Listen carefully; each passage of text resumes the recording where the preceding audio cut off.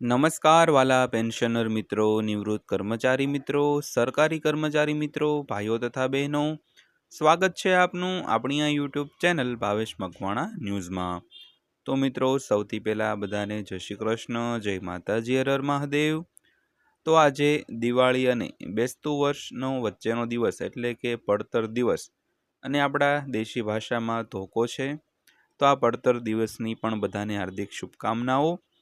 તો આજના વિડીયોમાં આપણે વાત કરવાના છીએ આજની તારીખ 21/10/2025 અને આજ બપોરના પેન્શન સમાચારમાં ગુજરાત રાજ્યના પેન્શનરો અને નિવૃત્ત કર્મચારીઓને દિવાળી અને બેસતા વર્ષ નિમિત્તે સરકારે આપી છે 2 બોનાન્ઝા ભેટ।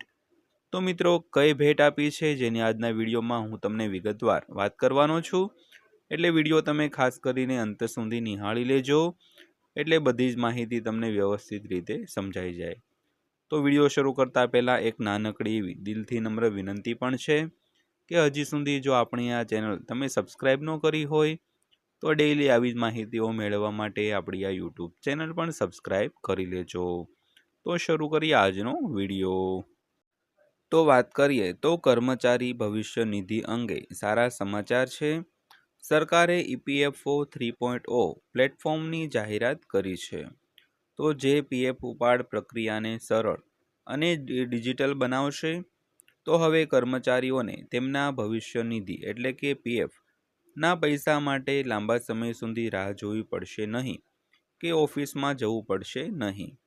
તો અપડેટ હેઠળ પીએફ ખાતા ધારકો બેંક ખાતામાંથી રોકડ ઉપાડવાની જેમ એટીએમ કાર્ડનો ઉપયોગ કરીને સીધા તેમના પીએફ ભંડોળ છે તે ઉપાડી શકશે। તો મિત્રો, ખાસ કરીને આપણે જેમ એટીએમમાંથી પૈસા ઉપાડતા હોઈએ તેવી જ રીતે હવે પીએફના પૈસા પણ ઉપાડી શકશું અને તેના માટે કોઈ લાંબો સમય રાહ જોવી નહીં પડે, સાથે સાથે ઓફિસમાં જવું નહીં પડે। તો આ અપડેટ છે તે પીએફ ખાતા ધારકો માટે ખૂબ સારું એવું અપડેટ છે, જે પોતાનું પીએફ ભંડોળ છે તે ખૂબ જ સરળતાથી ઉપાડી શકે છે। તો સૌથી પહેલાં વાત કરીએ તો EPFO 3.0 શું છે। તો EPFO 3.0 એ કર્મચારી ભવિષ્ય નિધિ સંગઠન એટલે કે EPFO દ્વારા શરૂ કરાયેલ એક નવું આઈટી આધારિત ડિજિટલ પ્લેટફોર્મ છે। તો તેનો હેતુ કર્મચારીઓને તેમની નિવૃત્તિ બચતની સરળ, ઝડપી અને સુરક્ષિત એક્સેસ પ્રદાન કરવાનો છે। તો આ નવી સિસ્ટમમાં auto claim settlement, user verification સાથે ડિજિટલ કરેક્શન અને સૌથી અગત્યનું એટીએમ અને યુપીઆઈ દ્વારા તાત્કાલિક પીએફ ઉપાડ જેવી ઘણી અદ્યતન સુવિધાઓ સામેલ છે। તો આ યોજના હેઠળ સરકારે પીએફ ખાતામાંથી પૈસા ઉપાડવાના નિયમોને સરળ બનાવવાનો પણ નિર્ણય કર્યો છે। તો જ્યારે પહેલાં પીએફ ભંડોળ ઉપાડવાની પ્રક્રિયામાં ઘણા દિવસો લાગતા હતા, તે હવે સેકન્ડોમાં પૂર્ણ થશે અને કર્મચારીઓને હવે યુપીઆઈ અથવા એટીએમ દ્વારા સીધા તેમના બેંક ખાતામાં ભંડોળ પ્રાપ્ત થશે। ત્યારબાદ વાત કરીએ તો નવા પીએફ ઉપાડના નિયમો વિશે। તો EPFO 3.0 હેઠળ ઉપાડના નિયમોમાં મોટા ફેરફારો કરવામાં આવ્યા છે। તો સભ્યો હવે કોઈ પણ વહીવટી વિલંબ વિના તેમના ખાતાના બેલેન્સના 50% સુધી તાત્કાલિક ઉપાડી શકશે। તો વધુમાં નિવૃત્તિ બચત ચાલુ રાખવા માટે ખાતામાં ઓછામાં ઓછું 25% બેલેન્સ જાળવવું આવશ્યક છે। તો લગ્ન અથવા તો શિક્ષણ જેવા કારણોસર ઉપાડ હવે ઘણી વખત કરવાની મંજૂરી આપવામાં આવશે। તો લગ્ન માટે 5 ઉપાડ સુધી અને શિક્ષણ માટે 10 ઉપાડ સુધી, તેવી જ રીતે લાંબા ગાળાની બેરોજગારી અથવા નિવૃત્તિ જેવી ચોક્કસ પરિસ્થિતિઓમાં 100% ઉપાડની મંજૂરી છે તે આપવામાં આવશે। ત્યારબાદ વાત કરીએ તો એટીએમ કાર્ડમાંથી પીએફ કેવી રીતે ઉપાડવું।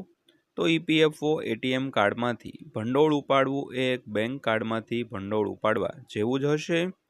તો આ પ્રક્રિયામાં કેટલાક સરળ પગલાં છે તે સામેલ કરવામાં આવ્યા છે મિત્રો।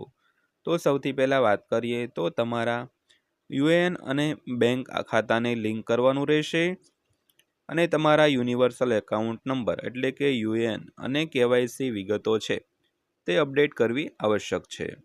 ત્યારબાદ EPFO સમર્થિત એટીએમ પર જવાનું રહેશે અને હવે દેશભરમાં એટીએમ ઇન્સ્ટોલ થઈ રહ્યા છે જ્યાં પીએફ ઉપાડ શક્ય બનશે। ત્યારબાદ વાત કરીએ તો ઉપાડ વિકલ્પનો પસંદ કરો અને મેનુમાં ઈપીએફ ઉપાડ પર ક્લિક કરો.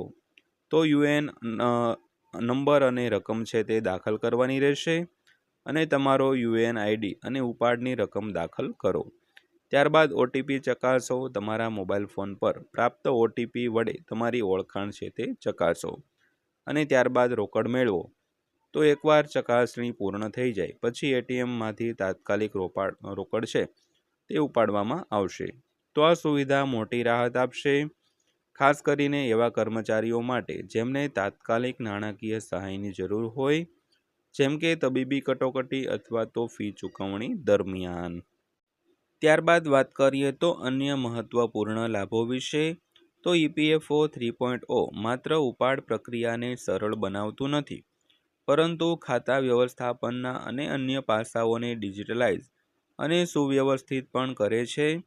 તો સભ્યો હવે યુપીઆઈ દ્વારા તેમના બેલેન્સ તપાસી શકશે અને ડિજિટલ સુધારા કરી શકશે અને ઓનલાઈન પૈસા ટ્રાન્સફર કરી શકશે.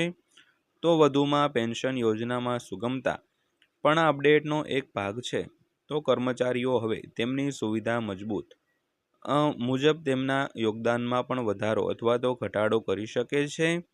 તો આનાથી તેમને તેમના નાણાકીય આયોજન પર વધુ નિયંત્રણ મળશે અને ભવિષ્ય માટે મોટું ભંડોળ છે તે બનાવવામાં મદદ કરશે. ત્યારબાદ વાત કરીએ તો અમલીકરણની સ્થિતિ વિશે. તો શ્રમ મંત્રાલય અને national payments corporation of India એટલે કે એનપીસીઆઈ ના સહયોગથી આ સુવિધા જાન્યુઆરી 2025થી તબક્કાવાર રીતે લાગુ કરવામાં આવી રહી છે. તો તે પ્રથમ તબક્કામાં મુખ્ય શહેરોમાં શરૂ કરવામાં આવશે અને આગામી મહિનાઓમાં દેશભરમાં ઉપલબ્ધ કરવામાં આવશે. તો સરકારનો ઉદ્દેશ આગામી મહિનાઓમાં ઈપીએફઓ સંબંધિત તમામ ડિજિટલ વ્યવહારોને સંપૂર્ણપણે સંકલિત અને સરળ બનાવવાનો છે, જેથી કર્મચારીઓને તેમના હક અને બચતની તાત્કાલિક એક્સેસ મળી શકે.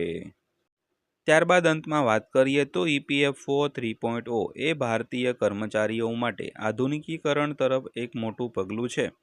તો તે ફક્ત પીએફ ઉપાડ પ્રક્રિયાને ઝડપી બનાવે છે એટલું જ નહીં, પરંતુ ખાતાધારકોને તેમના ભંડોળ પર સંપૂર્ણ ડિજિટલ નિયંત્રણ પણ આપે છે.